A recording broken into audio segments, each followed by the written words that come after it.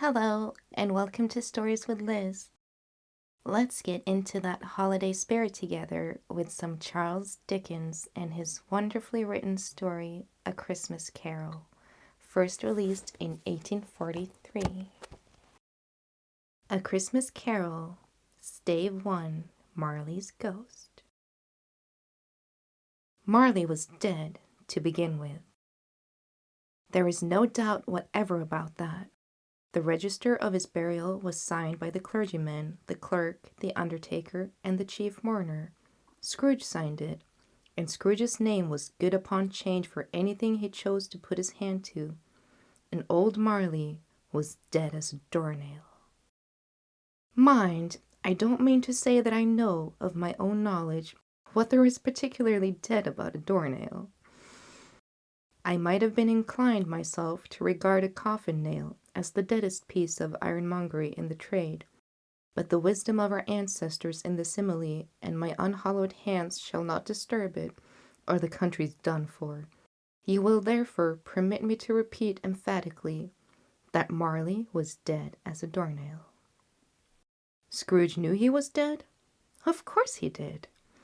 How could it be otherwise? Scrooge and he were partners for I don't know how many years. Scrooge was his sole executor, his sole administrator, his sole assign, his sole residuary legatee, his sole friend, and sole mourner. And even Scrooge was not so dreadfully cut up by the sad event, but that he was an excellent man of business on the very day of the funeral, and solemnized it with an unbounded bargain. The mention of Marley's funeral brings me back to the point I started from. There is no doubt that Marley was dead. This must be distinctly understood, or nothing wonderful can come of the story that I am going to relate. If we were not perfectly convinced that Hamlet's father died before the play began, there would be nothing more remarkable in his taking a stroll at night in an easterly wind upon his own ramparts than there would be in a breezy spot, say St. Paul's churchyard, for instance, literally to astonish his son's weak mind. Scrooge never painted out old Marley's name. There it stood years afterwards above the warehouse door, Scrooge and Marley. The firm was known as Scrooge and Marley. Sometimes people new to the business called Scrooge Scrooge, and sometimes Marley, but he answered to both names. It was all the same to him. Oh, but he was a tight-fisted hand at the grindstone, Scrooge. A squeezing, wrenching, grasping, scraping, clutching, covetous old sinner. Hard and sharp as flint, from which no steel had ever struck out generous fire, secret and self-contained, and solitary as an oyster. The cold within him froze his old features, nipped his pointed nose, shriveled his cheeks, stiffened his gait, and made his eyes red, his thin lips blue, and spoke out shrewdly in his grating voice. A frosty rime was on his head, on his eyebrows, and on his wiry chin. He carried his own low temperature always about with him. He iced his office in the dog days, and did not thaw 1 degree at Christmas. External heat and cold had little influence on Scrooge. No warmth could warm, no wintry weather chill him. No wind that blew was bitterer than he. No falling snow was more intent upon its purpose. No pelting rain less open to entreaty. Foul weather did not know where to have him. The heaviest rain and snow and hail and sleet could boast of the advantage over him in only one respect. They often came down handsomely, and Scrooge never did. Nobody ever stopped him in the street to say with gladsome looks, "My dear Scrooge, how are you? When will you come and see me?" No beggar implored him to bestow a trifle. No children asked him what it was o'clock. No man or woman ever once in all his life inquired the way to such and such a place of Scrooge. Even the blind man's dog appeared to know him, and, when they saw him coming on, would tug their owners into doorways and up courts, and then would wag their tails as though they said, "No eye at all is better than an evil eye, dark master." But what did Scrooge care? It was what he liked. To edge his way along the crowded paths of life, warning all human sympathy to keep its distance, was what the knowing ones called nuts to Scrooge. Once upon a time, of all the good days in the year, on Christmas Eve, old Scrooge sat busy in his counting house. It was cold, bleak, biting weather, foggy withal, and he could hear the people in the court outside go wheezing up and down, beating their hands upon their breasts and stamping their feet upon the pavement stones to warm them. The city clock had only just gone 3, but it was quite dark already. It had not been light all day, and candles were flaring in the windows of the neighboring offices, like ruddy smears upon the pebble-brown air. The fog came pouring in at every clink and keyhole, and was so dense without that, though the court was of the narrowest, the houses opposite were mere phantoms. To see the dingy clouds come drooping down, obscuring everything, one might have thought that nature lived hard by and was brewing on a large scale. The door of Scrooge's counting house was open, that he might keep his eye upon his clerk, who in a dismal little cell beyond, a sort of tank, was copying letters. Scrooge had a very small fire, but the clerk's fire was so very much smaller that it looked like one coal. But he couldn't replenish it, for Scrooge kept the coal box in his own room, and so surely as the clerk came in with a shovel, the master predicted that it would be necessary for them to part.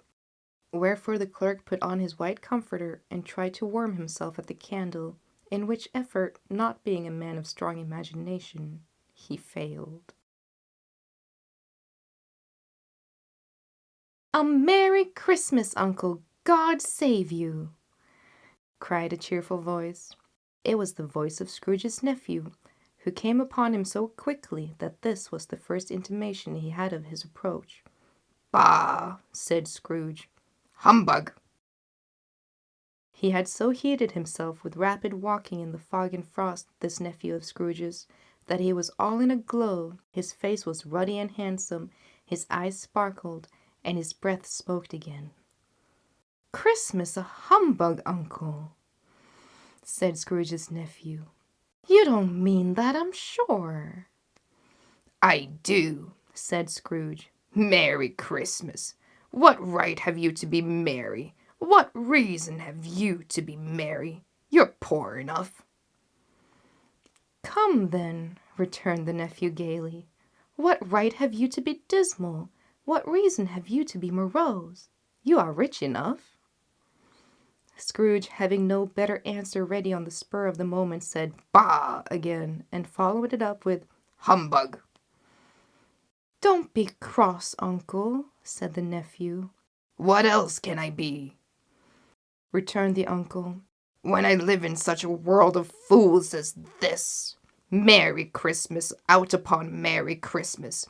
What's Christmas time to you but a time for paying bills without money, a time for finding yourself a year older and not an hour richer, a time for balancing your books and having every item in 'em through a round of dozen of months presented dead against you?" "If I could have my will," said Scrooge indignantly, "every idiot who goes about with Merry Christmas on his lips should be boiled in his own pudding and buried with a stake of holly through his heart, he should." "Uncle," pleaded the nephew. "Nephew," returned the uncle sternly. "Keep Christmas in your own way, and let me keep it in mine." "Keep it?" repeated Scrooge's nephew. "But you don't keep it." "Let me leave it alone, then," said Scrooge. "Much good may it do you. Much good it has ever done you."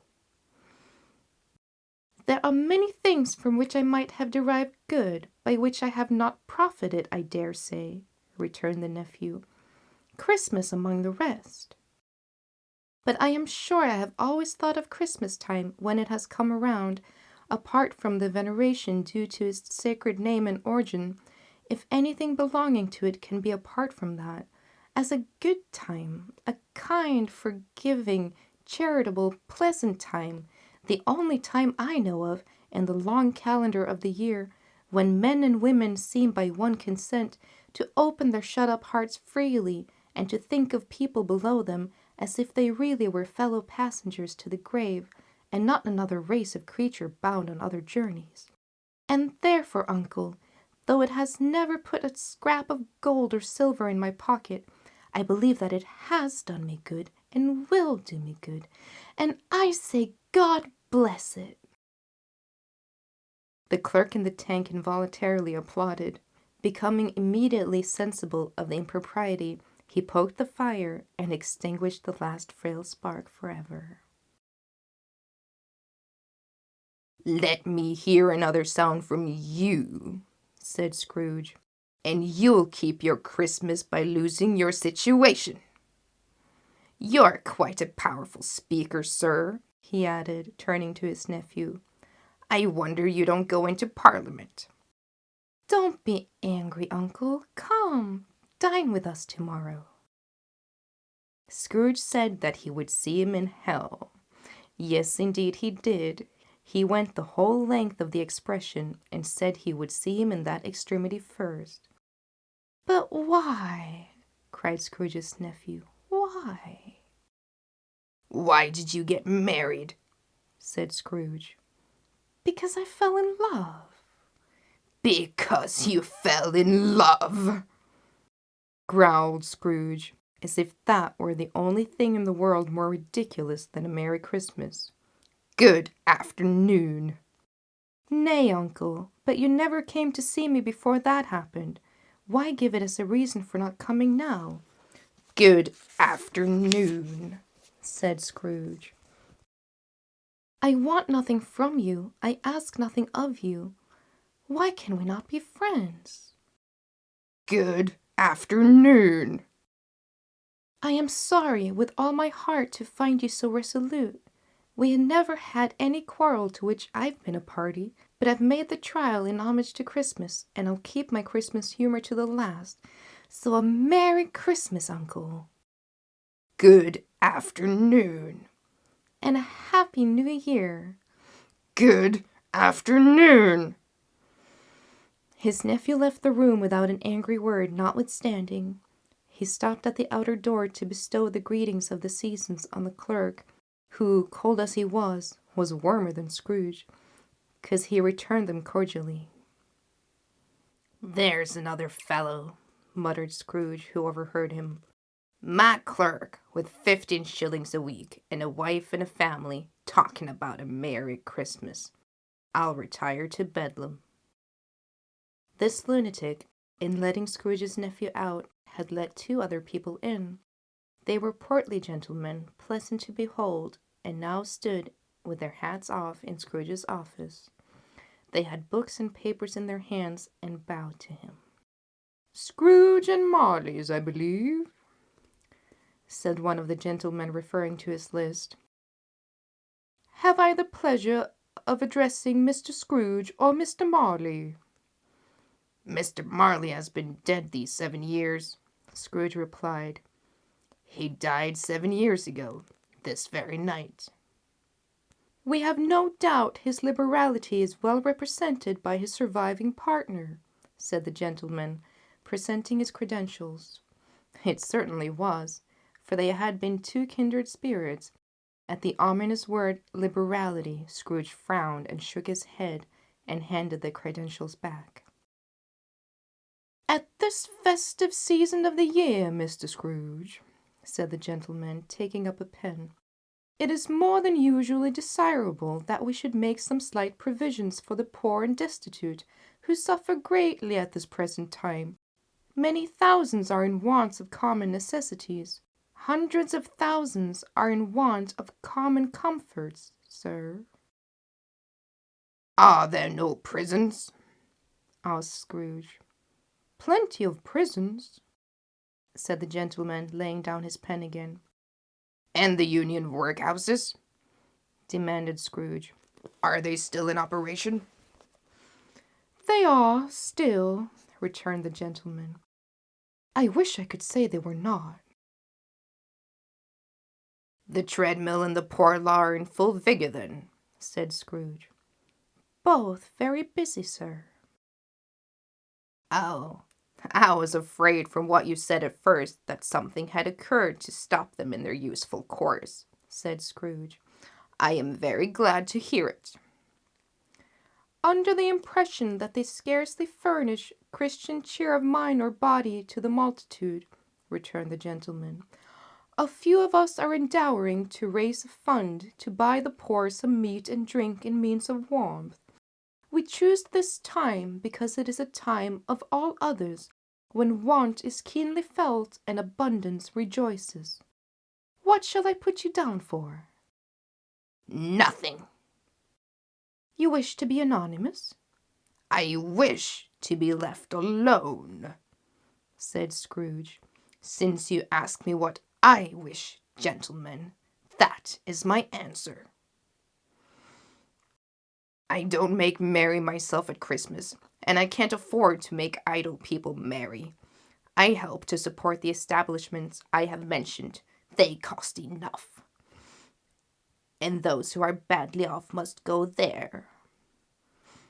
"Many can't go there, and many would rather die." "If they would rather die," said Scrooge, "they had better do it, and decrease the surplus population. Besides, excuse me, I don't know that." "But you might know it," observed the gentleman. "It's not my business," Scrooge returned. "It's enough for a man to understand his own business, and not to interfere with other people's. Mine occupies me constantly. Good afternoon, gentlemen." Seeing clearly that it would be useless to pursue their point, the gentlemen withdrew. Scrooge resumed his labors with an improved opinion of himself, and in a more factitious temper than was usual with him. Meanwhile, the fog and darkness thickened so that people ran about with flaring lamps, proving their services to go before horses and carriages, and conduct them on their way. The ancient tower of a church, whose guffled bell was always peeping slyly down at Scrooge out of a Gothic window in the wall, became invisible, and struck the hours and quarters in the clouds with tremulous vibrations afterwards, as if its teeth were chattering in its frozen head up there. The cold became intense. In the main street, at the corner of the court, some laborers were repairing gas pipes, and had lighted a great fire in a brazier, round which a party of ragged men and boys were gathered, warming their hands and winking their eyes before the blazing rapture. The water plug being left in solitude, its overflowings suddenly congealed and turning to misanthropic eyes. The brightness of the shops where holy springs and berries cracked in the lamp's heat of the windows made pale faces ruddy as they passed. Poulterers' and grocers' trades became a splendid joke, a glorious pageant with which it was next to impossible to believe that such dull principles as bargain and sale had anything to do. The Lord Mayor, in the stronghold of the mighty mansion house, gave orders to his 50 cooks and butlers to keep Christmas as a Lord Mayor's household should, and even the little tailor, whom he had fined 5 shillings on the previous Monday for being drunk and bloodthirsty in the streets, stirred up tomorrow's pudding in his garret, while his lean wife and the baby sallied out to buy the beef. Foggier yet, and colder, piercing, searching, biting cold.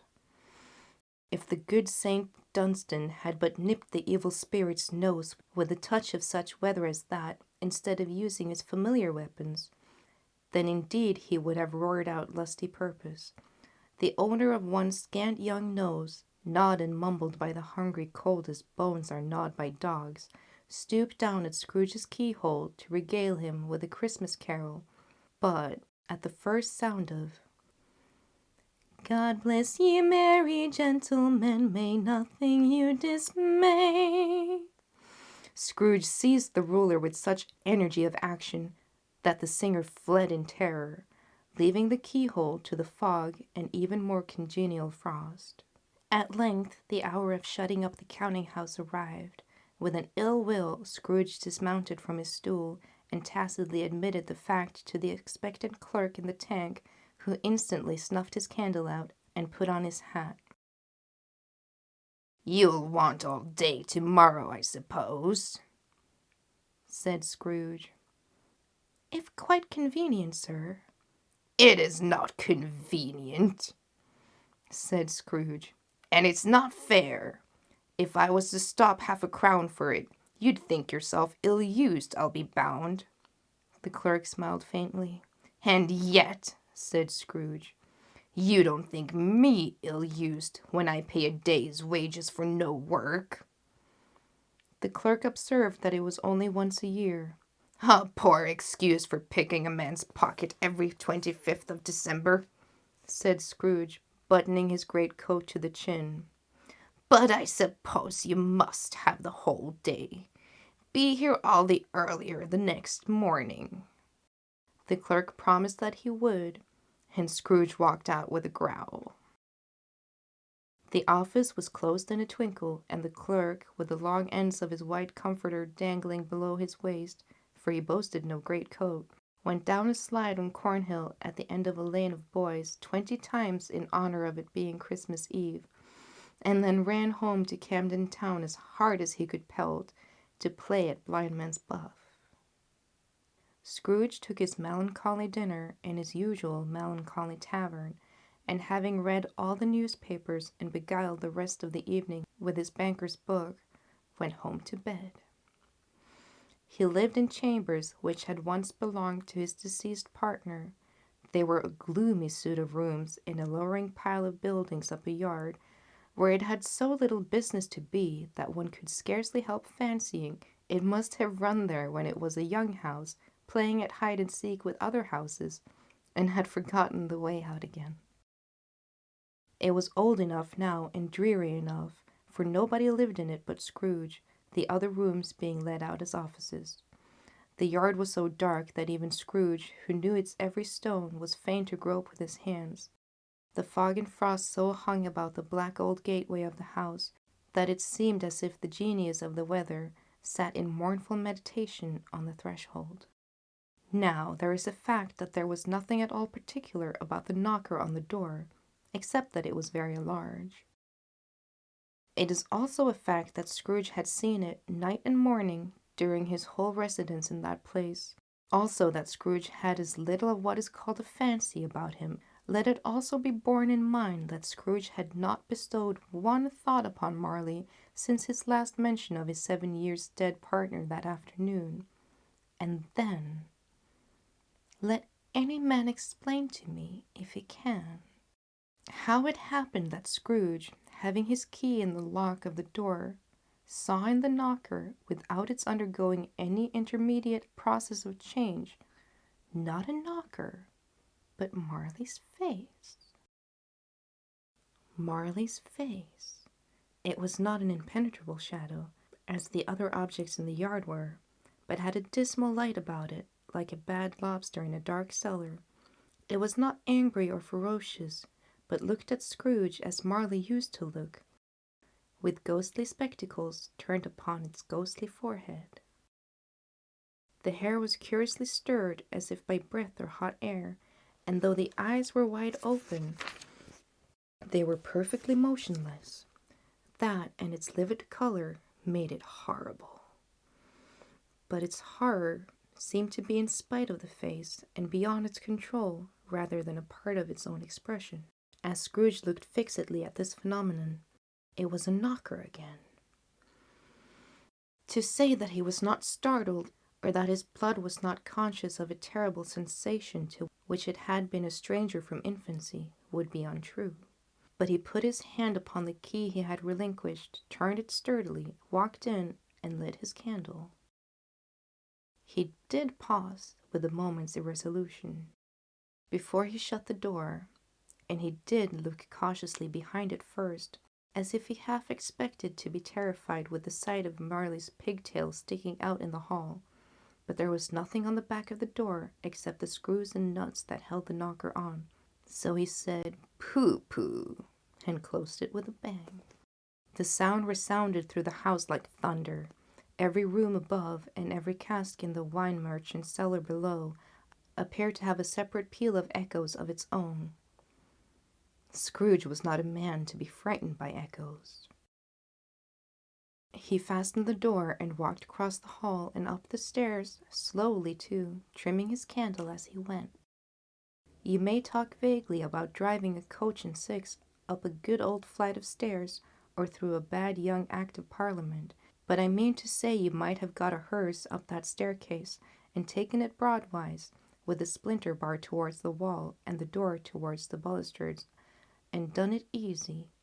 There were plenty of width for that, and room to spare, which is perhaps the reason why Scrooge thought he saw a locomotive hearse going on before him in the gloom. Half a dozen gas lamps out on the street wouldn't have lighted the entry too well, so you may suppose that it was pretty dark. Up Scrooge went, not caring a button for that.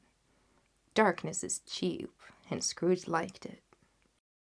But before he shut his heavy door, he walked through his rooms to see that all was right. He had just enough recollection of the face to desire to do that. Sitting room, bedroom, lumber room, all as they should be. Nobody under the table, nobody under the sofa, a small fire in the grate, spoon and basin ready, and a little saucepan of gruel, Scrooge had a cold in his head, upon the hob. Nobody under the bed, nobody in the closet, nobody in the dressing gown, which was hanging up in a suspicious attitude against the wall. Lumber room as usual. Old fire guard, old shoes, 2 fish baskets, washing stand on 3 legs, and a poker. Quite satisfied, he closed the door, and locked himself in. Double locked himself in, which was not his custom.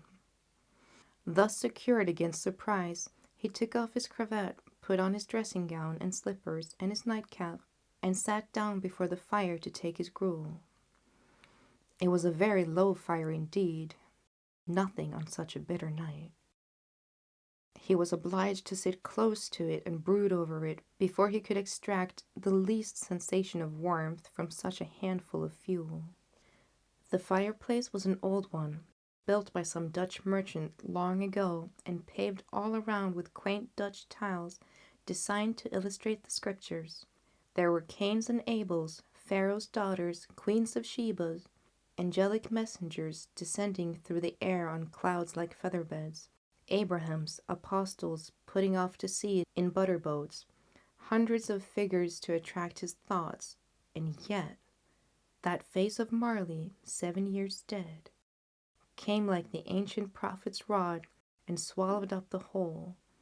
If each smooth tile had been a blank at first, with power to shape some picture on its surface from the disjointed fragments of his thoughts, there would have been a copy of old Marley's head on every one.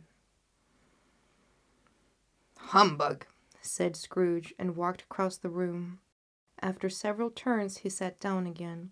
As he threw his head back in the chair, his glance happened to rest upon a bell, a disused bell, that hung in the room and communicated, for some purpose now forgotten, with a chamber in the highest story of the building. It was with great astonishment, and with a strange inexplicable dread, that, as he looked, he saw the bell begin to swing. It swung so softly in the outset that it scarcely made a sound, but soon it rang out loudly, and so did every bell in the house. This might have lasted half a minute or a minute, but it seemed an hour. The bells ceased as they had begun together. They were succeeded by a clanking noise deep down below, as if some person were dragging a heavy chain over the casks in the wine merchant's cellar. Scrooge then remembered to have heard that ghosts in haunted houses were described as dragging chains. The cellar door flew open with a booming sound, and then he heard the noise much louder on the floors below, then coming up the stairs, then coming straight towards his door. "It's humbug still," said Scrooge. "I won't believe it." His color changed, though, when, without a pause, it came on through the heavy door, and passed into the room before his eyes. Upon its coming in, the dying flame leaped up as though it cried, "I know him, Marley's ghost," and fell again. The same face, the very same. Marley in his pigtail, usual waistcoat, tights and boots, the tassels on the latter bristling like his pigtail, and his coat skirts, and the hair upon his head.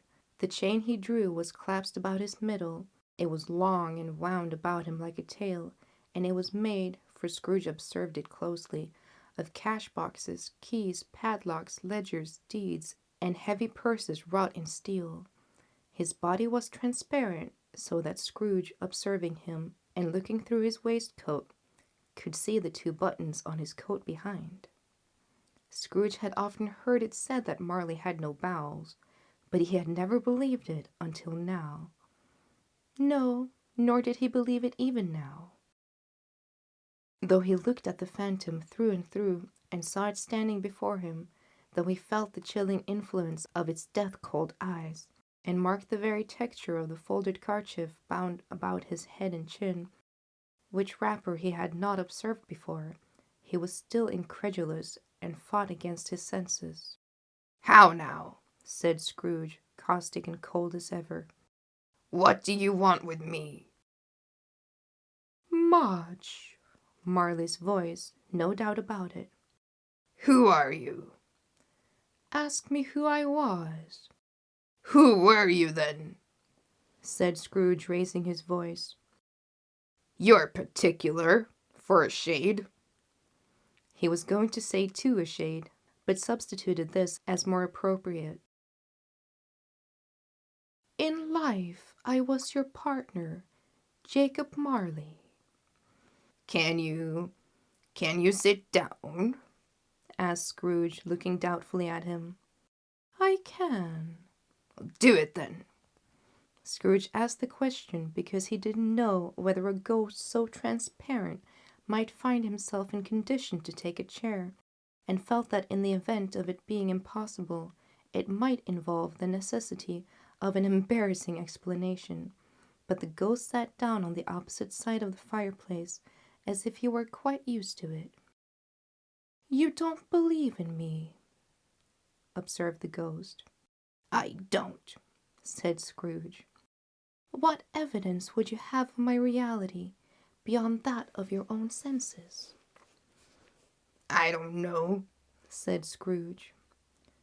"Why do you doubt your senses?" "Because," said Scrooge, "a little thing affects them. A slight disorder of the stomach makes them cheat. You may be an undigested bit of beef, a blot of mustard, a crumb of cheese, a fragment of underdone potato. There's more gravy than grave about you, whatever you are."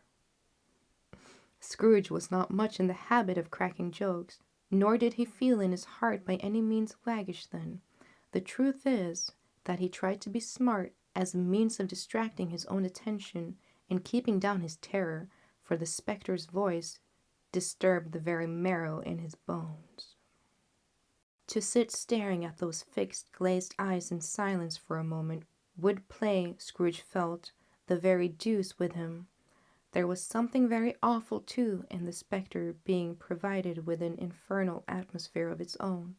Scrooge could not feel it himself, but this was clearly the case, for though the ghost sat perfectly motionless, its hair and skirts and tassels were still agitated as by hot vapor from an oven. "You see this toothpick?" said Scrooge, returning quickly to the charge, for the reason just assigned, and wishing, though it were only for a second, to divert the vision's stony gaze from himself. "I do," replied the ghost. "You are not looking at it," said Scrooge. "But I see it," said the ghost, notwithstanding. "Well," returned Scrooge, "I have but to swallow this, and be for the rest of my days pursued by a legion of goblins, all of my own creation. Humbug, I tell you, humbug!" At this the spirit raised a fearful cry and shook his chains with such a dismal and appalling noise that Scrooge held on tight to his chair to save himself from falling in a swoon. But how much greater was his horror when the phantom, taking off the bandage round his head, as if it were too warm to wear indoors, its lower jaw dropped upon his breast. Scrooge fell upon his knees and clasped his hands before his face. "Mercy," he said. "Dreadful apparition, why do you trouble me?" "Man of the worldly mind," replied the ghost, "do you believe in me or not?" "I do," said Scrooge. "I must. But why do spirits walk the earth? And why do they come to me?" "It is required of every man," the ghost returned, "that the spirit within him should walk among his fellow men and travel far and wide, and if that spirit goes not forth in life, it is condemned to do so after death.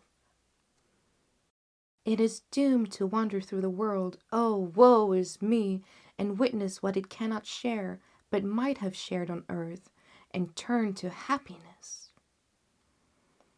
Again the spectre raised a cry and shook its chain and wrung its shadowy hands. "You are fettered," said Scrooge, trembling. "Tell me why." "I wear the chain I forged in life," replied the ghost. "I made it link by link and yard by yard. I girded it on my own free will, and of my own free will I wore it. Is its pattern strange to you?" Scrooge trembled more and more. "Or would you know," pursued the ghost, "the weight and length of the strong coil you bear yourself? It was full as heavy and long as this 7 Christmas Eves ago. You have labored on it since. It is a ponderous chain." Scrooge glanced about him on the floor in the expectation of finding himself surrounded by some 50 or 60 fathoms of iron cable, but he could see nothing. "Jacob," he said imploringly. "Old Jacob Marley, tell me more. Speak comfort to me, Jacob." "I have none to give," the ghost replied. "It comes from other regions, Ebenezer Scrooge, and is conveyed by other ministers to other kinds of men. Nor can I tell you what I would. A very little more is all permitted to me. I cannot rest, I cannot stay, I cannot linger anywhere. My spirit never walked beyond our counting house. Mark me! In my life, my spirit never roamed beyond the narrow limits of our money-changing hole, and weary journeys lie before me."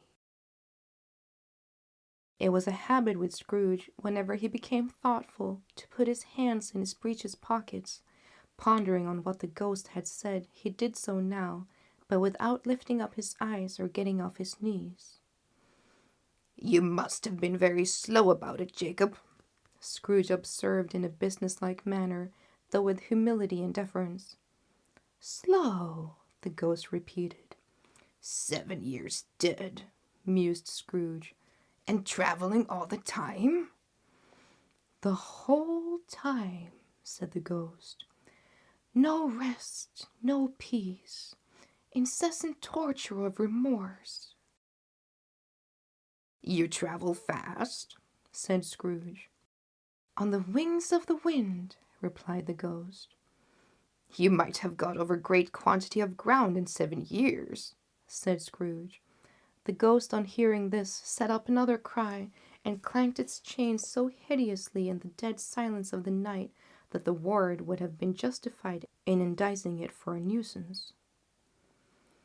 "Oh, captive, bound, and double ironed," cried the phantom, "not to know that ages of incessant labor by immortal creatures for this earth must pass into eternity before the good of which it is susceptible in all development, not to know that any Christian spirit working kindly in its little sphere, whatever it might be, will find its mortal life too short for its vast means of usefulness, not to know that no space of regret can make amends for one's life's opportunities missed. Yet such was I, oh, such was I. But you were always a good man of business, Jacob, faltered Scrooge, who now began to apply this to himself. Business, cried the ghost, wringing its hands again. Mankind was my business.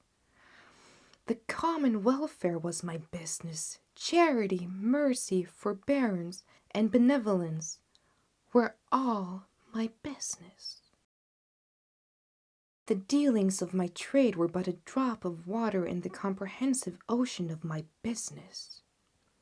It held up its chain at arm's length, as if that were the cause of all its unveiling grief, and flung it heavily upon the ground again.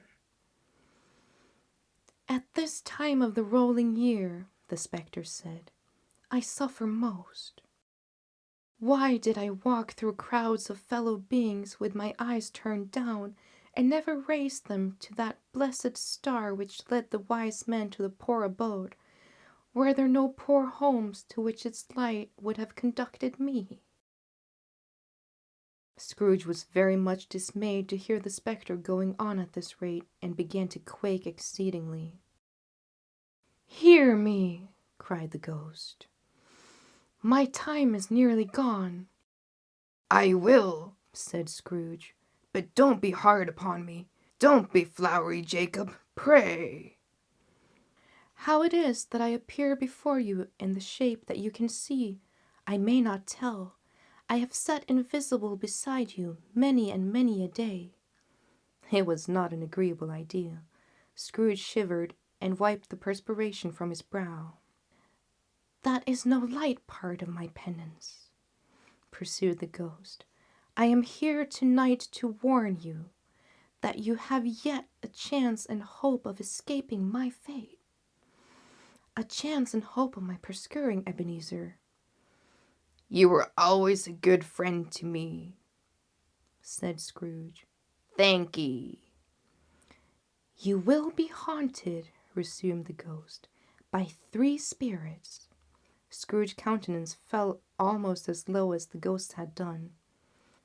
Is that the chance and hope you mentioned, Jacob? He demanded in a faltering voice. It is. I think I'd rather not, said Scrooge. Without their visits, said the ghost, you cannot hope to shun the path I tread. Expect the first tomorrow when the bell tolls 1. Couldn't I take them all at once and have it over, Jacob? Hinted Scrooge.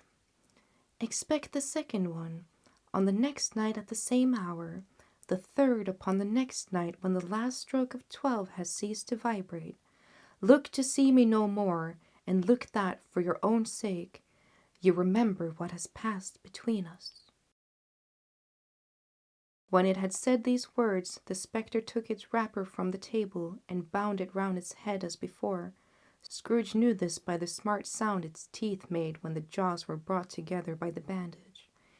He ventured to raise his eyes again, and found his supernatural visitor confronting him in an erect attitude, with his chain wound over and about his arm. The apparition walked backwards from him, and at every step it took, the window raised itself a little, so that when the spectre reached it, it was wide open. It beckoned Scrooge to approach, which he did. When they were within 2 paces of each other, Marley's ghost held up his hand, warning him not to come nearer. Scrooge stopped, not so much in obedience as in surprise and fear. On the raising of the hand, he became sensible of confused noises in the air, incoherent sounds of lamentation and regret, wailings inexpressibly sorrowful and self-accusatory. The spectre, after listening for a moment, joined in the mournful dirge, and floated up upon the dark, bleak night. Scrooge followed to the window, desperate in his curiosity. He looked out. The air was filled with phantoms, wandering hither and thither, in restless haste and moaning as they went. Every one of them wore chains like Marley's ghost. Some few, they might be guilty governments, were linked together. None were free. Many had been personally known to Scrooge in their lives. He had been quite familiar with one old ghost in a white waistcoat, with a monstrous iron safe attached to its ankle, who cried piteously at being unable to assist a wretched woman with an infant, whom it saw below upon a doorstep. The misery with them all was clearly that they sought to interfere for good in human matters, and had lost the power forever. Whether these creatures faded into mist, or mist enshrouded them, he could not tell, but they and the spirits' voices faded together, and the night became as it had been when he walked home. Scrooge closed the window and examined the door by which the ghost had entered. It was double-locked, and he had locked it with his own hands, and the bolts were undisturbed. He tried to say humbug, but stopped at the first syllable. And being, from the emotions he had undergone, or the fatigues of the day, or his glimpse of the invisible world, or the dull conversation of the ghost, or the lateness of the hour, much in need of repose, went straight to bed without undressing, and fell asleep upon the instant. To his great astonishment, the heavy bell went from 6 to 7, from 7 to 8, and regularly up to 12, then stopped. 12! It was past 2 when he went to bed. The clock was wrong. An icicle must have gotten into the works. 12! He touched the spring of his repeater to correct this most preposterous clock. Its rapid little pulse beat 12 and stopped. "Why, it isn't possible," said Scrooge. "that I can have slept through the whole day and far into another night. It isn't possible that anything has happened to the sun, and this is 12 at noon." The idea being an alarming one, he scrambled out of bed and groped his way to the window. He was obliged to rub the frost off with the sleeve of his dressing gown before he could see anything, and could see very little then. All he could make out was that it was still very foggy and extremely cold, and that there was no noise of people running to and fro and making a great stir, as there unquestionably would have been if night had beaten off bright day and taken possession over the world. This was a great relief, because 3 days after sight of this first exchange, paid to Mr. Ebenezer Scrooge or his order, and so forth, would have become a mere United States security if there were no days to count by. Scrooge went to bed again, and thought and thought and thought it over and over, and could make nothing of it. The more he thought, the more perplexed he was, and the more he endeavored not to think, the more he thought. Marley's ghost bothered him exceedingly. Every time he resolved within himself, after mature inquiry, that it was all a dream, his mind flew back again, like a strong spring released, to its first position, and presented the same problem to be worked all through. Was it a dream or not? Scrooge lay in his state until the chime had gone 3/4 more, when he remembered on a sudden that the ghost had warned him of a visitation when the bell tolled 1. He resolved to lie awake until the hour was past, and, considering that he could no more go to sleep than go to heaven, this was, perhaps, the wisest resolution in his power. The quarter was so long that he was more than once convinced that he must have sunk into a doze unconsciously and missed the clock. At length it broke upon his listening ear. Ding dong! "A quarter past," said Scrooge, counting. Ding dong! "Half past," said Scrooge. Ding dong! "A quarter to it," said Scrooge. Ding dong! "The hour itself," said Scrooge triumphantly. "And nothing else." He spoke before the hour bell sounded, which it now did with a deep, dull, hollow, melancholy 1. Light flashed up in the room upon the instant, and the curtains of his bed was drawn. The curtains of his bed were drawn aside, I tell you, by a hand, not the curtains at his feet, nor the curtains at his back, but those to which his face was addressed. The curtains of his bed were drawn aside, and Scrooge, starting up into a half-recumbent attitude, found himself face to face with the unearthly visitor who drew them, as close to it as I am to you, and I am standing in the spirit at your elbow. It was a strange figure, like a child, yet not so like a child as like an old man, viewed through some supernatural medium, which gave him the appearance of having receded from the view, and being diminished to a child's proportions. Its hair, which hung about its neck and down its back, was white, as if with age, and yet the face had not a wrinkle in it, and the tenderest bloom was on the skin. The arms were very long and muscular, and hands the same, as if its hold were of uncommon strength. Its legs and feet, most delicately formed, were like the upper members bare. It wore a tunic of the purest white, and round its waist was bound a lustrous belt, the sheen of which was beautiful. It held a branch of fresh green holly in its hand, and, in singular contradiction of that wintry emblem, had its dress trimmed with summer flowers. But the strangest thing about it was, that from the crown of its head there sprang a bright, clear jet of light, by which all this was visible, and which was doubtless the occasion of its using, in its duller moments, a great extinguisher for a cap, which it now held under its arm. Even this, though, when Scrooge looked at it with increasing steadiness, was not its strangest quality. For, as its belt sparkled and glittered, now in one part and now in another, and what was light one instant at another time was dark, so the figure itself fluctuated in its distinctness, being now a thing with one arm, now with one leg, now with 20 legs, now a pair of legs without a head, now a head without a body, of which dissolving parts no outline would be visible in the dense gloom wherein they melted away. And in the very wonder of this, it would be itself again, distinct and clear as ever. "Are you the spirit, sir, whose coming was foretold me?" asked Scrooge. I am. The voice was soft and gentle, singularly low, as if, instead of being so close behind him, it was at a distance. "Who and what are you?" Scrooge demanded. I am the ghost of Christmas past. "Long past?"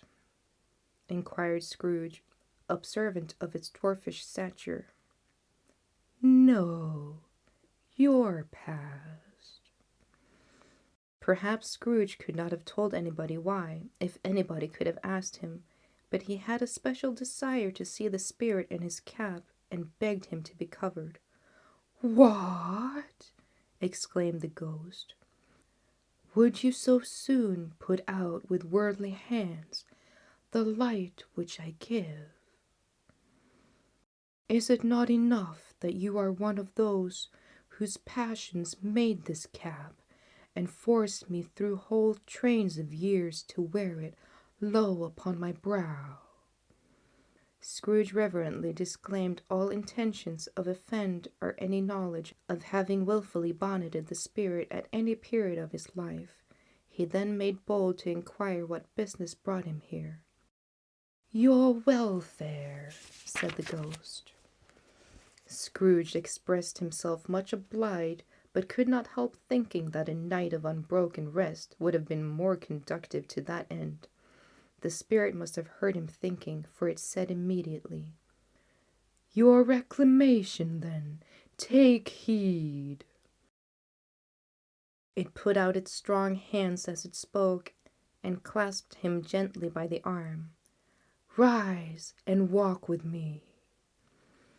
It would have been in vain for Scrooge to plead that the weather and the hour was not adapted to pedestrian purposes, that bed was warm, and the thermometer a long way below freezing, that he was clad but lightly in his slippers, dressing gown, and nightcap, and that he had a cold upon him at that time. The grasp, though gentle as a woman's hand, was not to be resisted. He rose, but finding that the spirit made towards the window, clasped his robe in supplication. "I am mortal," Scrooge remonstrated, "and liable to fall." "Bear but a touch of my hand there," said the spirit, laying it upon his heart, "and you shall be upheld in more than this." As the words were spoken, they passed through the wall and stood upon an open country road with fields on either hand. The city had entirely vanished. Not a vestige of it was to be seen. The darkness and the mist had vanished with it, for it was a clear, cold winter day with snow upon the ground. "Good heaven!" said Scrooge, clasping his hands together as he looked about him. "I was bred in this place. I was a boy here." The spirit gazed upon him mildly. Its gentle touch, though it had been light and instantaneous, appeared still present to the old man's sense of feeling. He was conscious of 1,000 odors floating in the air, each one connected with 1,000 thoughts and hopes and joys and cares long, long forgotten. "Your lip is trembling," said the ghost. "And what is that upon your cheek?" Scrooge muttered, with an unusual catching in his voice, that it was a pimple, and begged the ghost to lead him where he would. "You recollect the way?" inquired the spirit. "Remember it!" cried Scrooge with fervor. "I could walk it blindfold." "Strange to have forgotten it for so many years," observed the ghost. "Let us go on." They walked along the road, Scrooge recognizing every gate and post and tree, until the little market town appeared in the distance, with its bridge, its church, and winding river. Some shaggy ponies now were seen trotting towards them with boys upon their backs, who called to other boys in country gigs and carts, driven by farmers. All these boys were in great spirits and shouted to each other until the broad fields were so full of merry music that the crisp air laughed to hear it. "These are but shadows of the things that have been," said the ghost. "They have no conscience of us." The jocund travelers came on as they came. Scrooge knew and named them every one. Why was he rejoiced beyond all bounds to see them? Why did his cold eye glisten, and his heart leap up as they went past? Why was he filled with gladness when he heard them give each other Merry Christmas as they parted at crossroads and byways for their several homes? What was Merry Christmas to Scrooge? Out upon Merry Christmas! What good had it ever done him? "The school is not quite deserted," said the ghost. "A solitary child, neglected by his friends, is left there still." Scrooge said he knew it, and he sobbed. They left the high road by a well-remembered lane and soon approached a mansion of dull red brick with a little weathercock-surmounted cupola on the roof and a bell hanging in it. It was a large house, but one of broken fortunes, for the spacious offices were little used, their walls were damp and mossy, their windows were broken, and their gates decayed.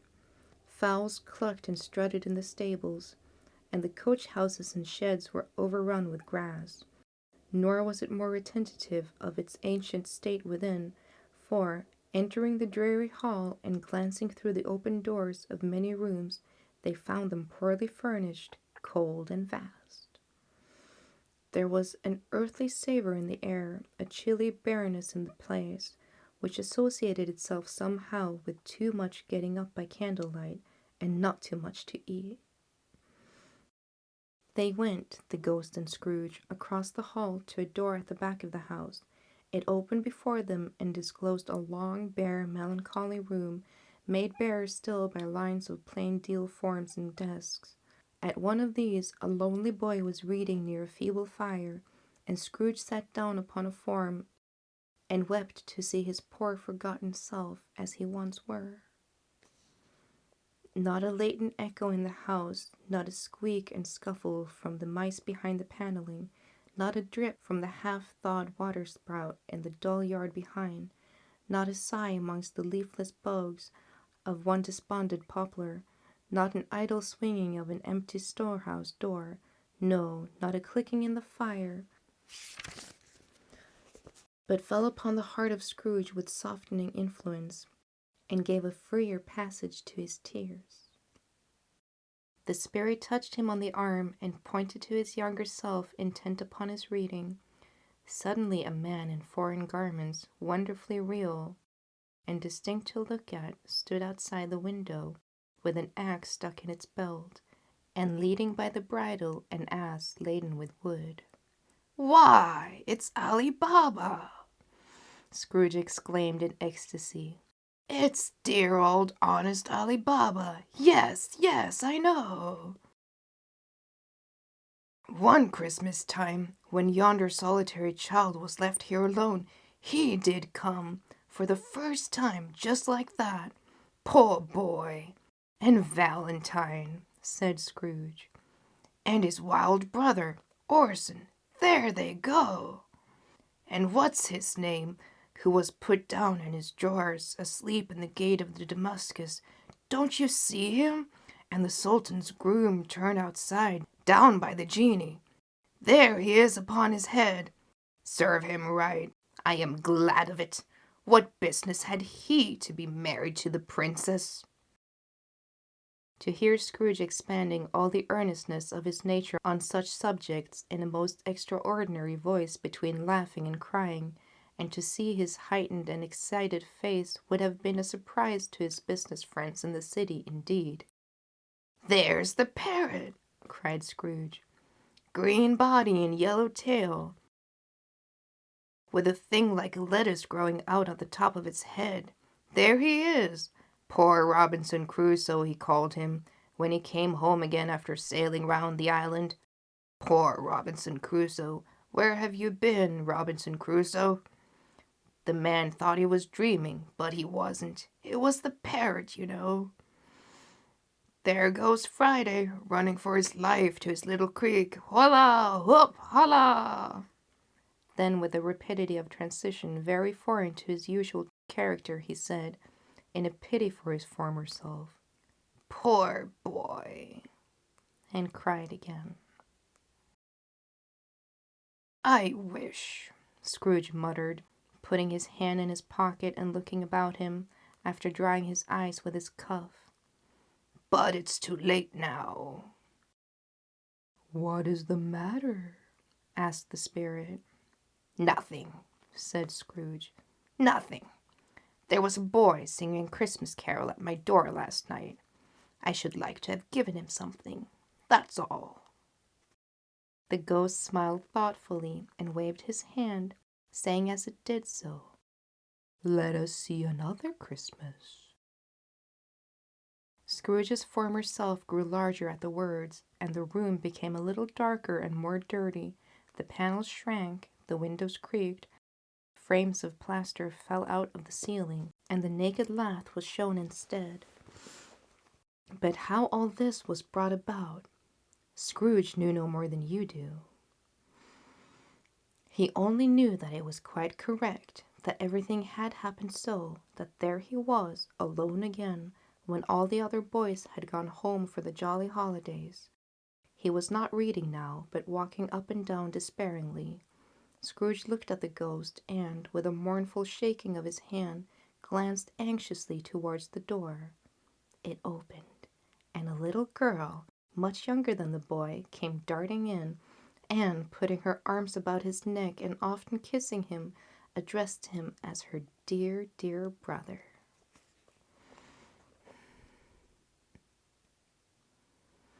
"I have come to bring you home, dear brother," said the child, clapping her tiny little hands and bending down to laugh. "To bring you home, home, home." "Home, little Fan?" returned the boy. "Yes," said the child, brimful of glee. "Home for good and all. Home for ever and ever. Father is so much kinder than he used to be that home is like heaven. He spoke so gently to me one dear night when I was going to bed that I was not afraid to ask him once more if you might come home, and he said yes, you should, and sent me in a coach to bring you, and you're to be a man, said the child, opening her eyes, and are never to come back here. But first we're to be together all the Christmas long and have the merriest time in the whole world. You are quite a woman, little Fan, exclaimed the boy. She clapped her hands and laughed and tried to touch his head, but, being too little, laughed again and stood on tiptoe to embrace him. Then she began to drag him, in her childish eagerness, towards the door, and he, nothing loath to go, accompanied her.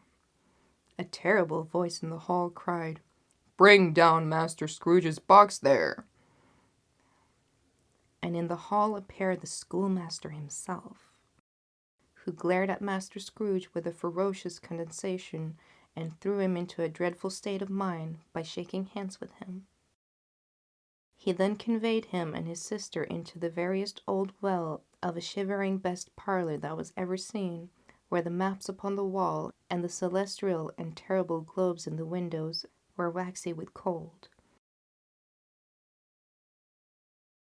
Here he produced a decanter of curiously light wine and a block of curiously heavy cake, and administered installments of those dainties to the young people, at the same time sending out a merged servant to offer a glass of something to the postboy, who answered that he thanked the gentleman, but if it was from the same tap as he had tasted before, he had rather not. Master Scrooge's trunk being by this time tied up to the top of the chaise, the children bade the schoolmaster good-bye right willingly, and getting into it, drove gaily down the garden sweep, the quick wheels dashing the hoarfrost and snow from off the dark leaves of the evergreen-like spray. "Always a delicate creature, whom a breath might have withered," said the ghost, "but she had a large heart." "She had," cried Scrooge. "You're right. I will not gainsay it, Spirit. God forbid." "She died a woman," said the ghost, "and had, as I think, children." "One child," Scrooge returned. "True," said the ghost. "Your nephew." Scrooge seemed uneasy in his mind and answered briefly, "Yes." Although they had but that moment left the school behind them, they were now in the busy thoroughfares of a city where shadowy passenger passed and repassed, and shadowy carts and coaches battled for the way, as all the traffic and tumult of a real city were. It was made plain enough by the dressing of the shops that here, too, it was Christmas time again, but it was evening, and the streets were lighted up. The ghost stopped at a certain warehouse door and asked Scrooge if he knew it. "Know it?" said Scrooge. "Was I apprenticed here?" They went in, at sight of an old gentleman in a Welsh wig sitting behind such a high desk that if he had been 2 inches taller, he must have knocked his head against the ceiling. Scrooge cried in great excitement, "Why, it's old Fezziwig! Bless his heart, it's Fezziwig alive again!" Old Fezziwig laid down his pen and looked up at the clock, which pointed to the hour of 7. He rubbed his hands, adjusted his capacious waistcoat, laughed all over himself, from his shoes to his organ of benevolence, and called out in a comfortable, oily, rich, fat, jovial voice, "Yo-ho there, Ebenezer, Dick!" Scrooge's former self, now grown a young man, came briskly in, accompanied by his fellow apprentice. "Dick Wilkins, to be sure," said Scrooge to the ghost. "Bless me, yes, there he is. He was very much attached to me, was Dick. Poor Dick, dear, dear." "Yo-ho, my boys," said Fezziwig. "No more work tonight. Christmas Eve, Dick. Christmas, Ebenezer. Let's have the shutters up. cried old Fezziwig with a sharp clap of his hand, before a man can say Jack Robinson. And you wouldn't believe how those two fellows went at it. They'd charge into the street with the shutters, 1, 2, 3, had them up in their place, 4, 5, 6, bared them and pinned them, 7, 8, 9, and came back before you could have got to 12, panting like racehorses. Hilly-ho! Cried old Fezziwig, skipping down from the high desk with wonderful agility. Clear away, my lads. Let's have lots of room here. Hilly-ho, Dick. Cheery up, Ebenezer. Clear away? There was nothing they wouldn't have cleared away or couldn't have cleared away with old Fezziwig looking on. It was done in a minute. Every movable was packed off as if they were dismissed from public life for evermore. The floor was swept and watered, the lamps were trimmed, fuel was heaped upon the fire, and the warehouse was snug and warm and dry, and bright a ballroom as you would desire to see upon a winter's night. In came a fiddler with a music book and went up to the lofty desk and made an orchestra of it and turned like 50 stomach aches. In came Mrs. Fezziwig, one vast substantial smile. In came 3 Miss Fezziwigs, beaming and lovable. In came 6 young fellows, whose heart they broke. In came all the young men and women employed in the business. In came a housemaid with her cousin, the baker. In came the cook with her brother's particular friend, the milkman. In came the boy from over the way, who was suspected of not having board enough from his master, trying to hide himself behind the girl from next door, who was proved to have had her ears pulled by her mistress. In they all came, one after another. Some shyly, some boldly, some gracefully, some awkwardly, some pushing, some pulling. In they all came, anyhow and everyhow. Away they all went, 20 couple at once, hands half round and back again the other way, down the middle and up again, round and round in vigorous stages of affectionate grouping. Old tub couple always turning up in the wrong place, new tub couple turning off again as soon as they got there. All tub couples at last, and not a bottom one left to help them. When this result was brought about, old Fezziwig, clapping his hand to stop the dance, cried out, "Well done!" And the fiddler plunged his hot face into a pot of porter especially provided for that purpose. But, scorning rest upon his reappearance, he instantly began again, though there were no dancers yet, as if the other fiddler had been carried home, exhausted, on a shutter, and he were a brand new man resolved to beat him out of sight or perish. There were more dances, and there were more forfeits, and more dances, and there were cakes, and there were negus, and there was a great piece of cold roast, and there was a great piece of cold boiled, and there were mince pies and plenty of beer. But the great effect of that evening came after the roast and boiled, when the fiddler, an artful dog mind, the sort of man who knew his business better than you or I could have told him, struck up Sir Roger the Coverley. Then old Fezziwig stood out to dance with Mrs. Fezziwig, top couple too, with good stiff piece of work cut out before them, 3 or 4 or 20 pairs of partners, people who were not to be trifled with, people who would dance, and had no notion of walking. But if they had been twice as many, 4 times, old Fezziwig would have been a match for them, and so would Mrs. Fezziwig. As to her, she was worthy to be his partner in every sense of the term. If that is not high praise, tell me higher, and I will use it.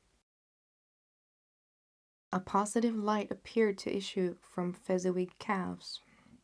They shone in every part of the dance like moons. You couldn't have predicted at any given time what would become of them next. And when old Fezziwig and Mrs. Fezziwig had gone all through the dance, advanced and retired, both hands to your partner, bow and curtsy, corkscrew, thread the needle, and back again to your place, Fezziwig cut so deftly that he appeared to wink with his legs, and came upon his feet again without a stagger. When the clock struck 11, this domestic ball broke up.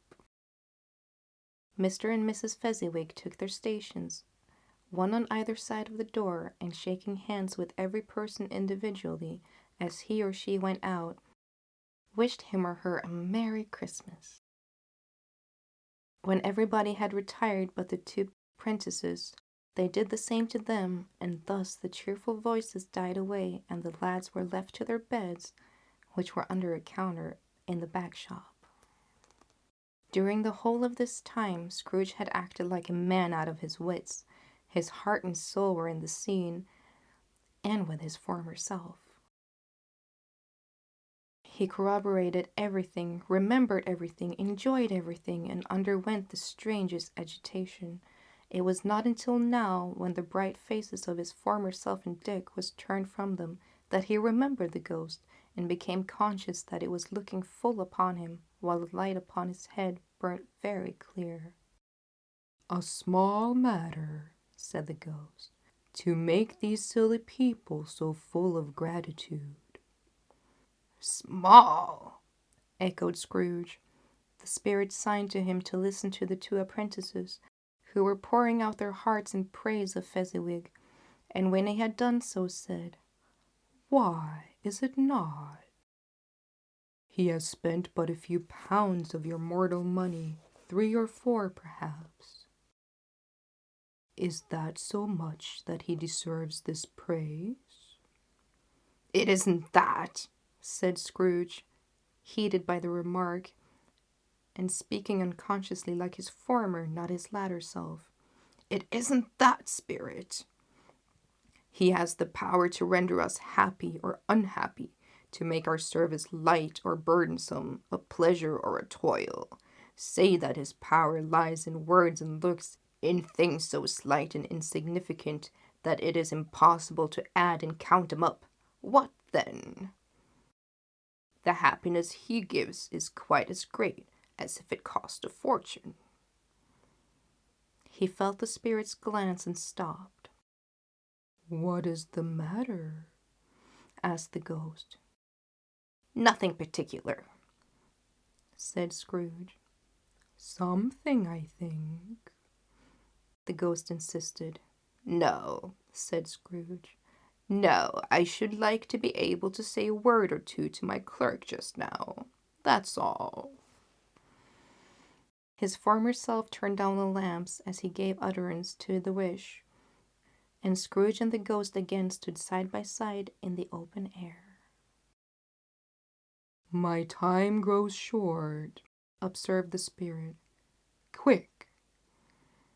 This was not addressed to Scrooge, or to anyone whom he could see, but it produced an immediate effect, for again Scrooge saw himself. He was older now, a man in the prime of his life. His face had not the harsh and rigid lines of later years, but it had begun to wear the signs of care and avarice. There was an eager, greedy, restless motion in his eyes, which showed the passion that had taken root, and where the shadow of the growing tree could fall. He was not alone, but sat by the side of a fair young girl in a morning dress, in whose eyes there were tears, which sparkled in the light that shone out from the ghost of Christmas past. "It matters little," she said softly. "To you, very little. Another idol has displaced me, and, if it can cheer and comfort you in time to come as I would have tried to do, I have no just cause to grieve." "What idol has displaced you?" he rejoined. "A golden one." "This is the even-handed dealing of the world," he said. "There is nothing on which it is so hard as poverty, and there is nothing it professes to condemn with such severity as the pursuit of wealth."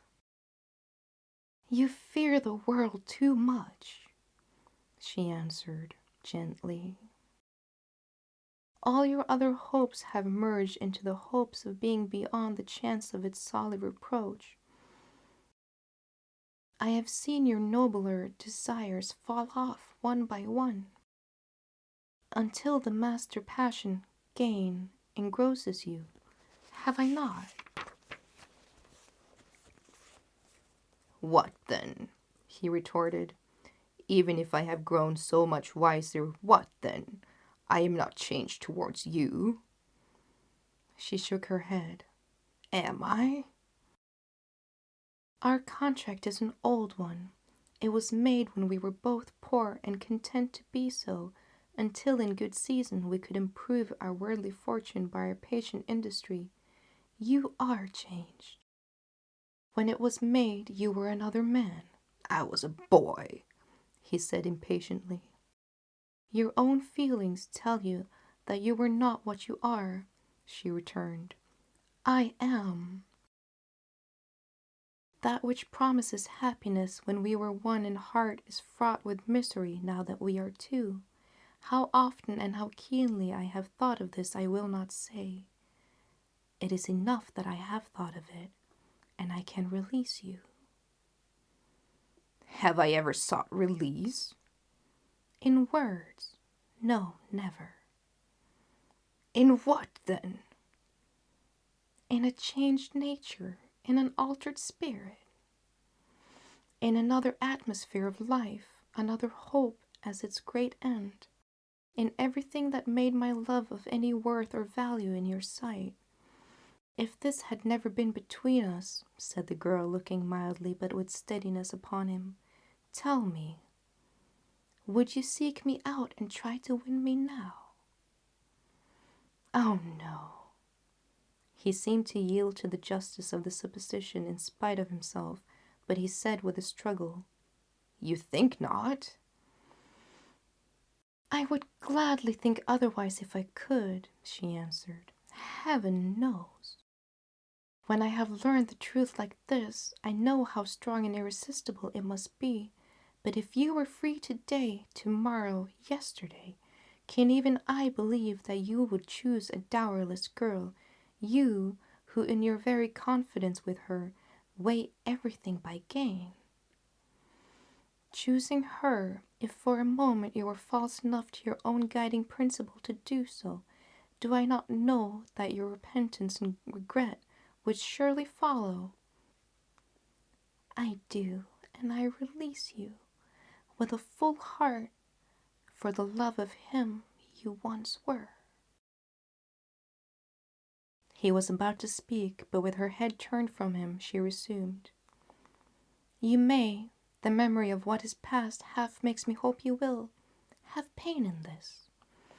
A very, very brief time, and you will dismiss the recollection of it gladly as an unprofitable dream from which it happened well that you awoke. May you be happy in the life that you have chosen. She left him, and they parted. Spirit, said Scrooge, show me no more. Conduct me home. Why do you delight to torture me? One shadow more, exclaimed the ghost. No more, cried Scrooge.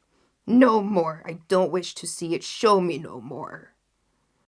But the relentless ghost pinioned him in both his arms and forced him to observe what happened next. They were in another scene and place, a room not very large or handsome, but full of comfort. Near to the winter fire sat a beautiful young girl, so like the last that Scrooge believed it was the same until he saw her, now a commonly matron, sitting opposite her daughter.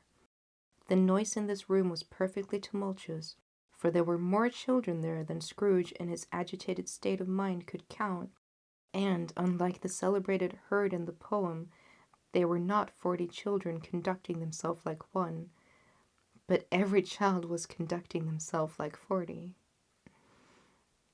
The consequences were uproarious beyond belief, but no one seemed to care. On the contrary, the mother and daughter laughed heartily and enjoyed it very much, and the latter, soon beginning to mingle in the sports, got pillaged by the young bridegrooms most ruthlessly. What would I have given to be one of them? Though I never would have been so rude. No, no. I wouldn't for the wealth of all the world have crushed that braided hair and torn it down, and for the precious little shoe I wouldn't have plucked it off. God bless my soul, to save my life. As to measuring her waist in sport as they did, bold young broods, I couldn't have done it. I should have expected my arm to have grown round it for punishment, and never come straight again. And yet I should have dearly liked, I own, to have touched her lips, to have questioned her, that she might have opened them, to have looked upon the lashes of her downcast eyes, and never raised a blush, to have let loose waves of hair, an inch of which would be a keepsake beyond price. In short, I would have liked, I do confess, to have the lightest license of a child, and yet to have been man enough to know its value. But now a knocking at the door was heard, and such a rush immediately ensued that she, with laughing face and plundered dress, was borne towards it, the centre of a flushed and boisterous group, just in time to greet the father, who came home attended by a man laden with Christmas toys and presents.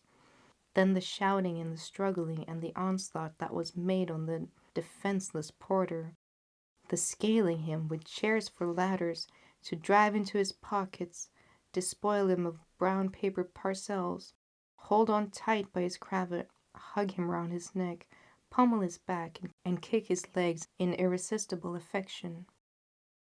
The shouts of wonder and delight with which the development of every package was received.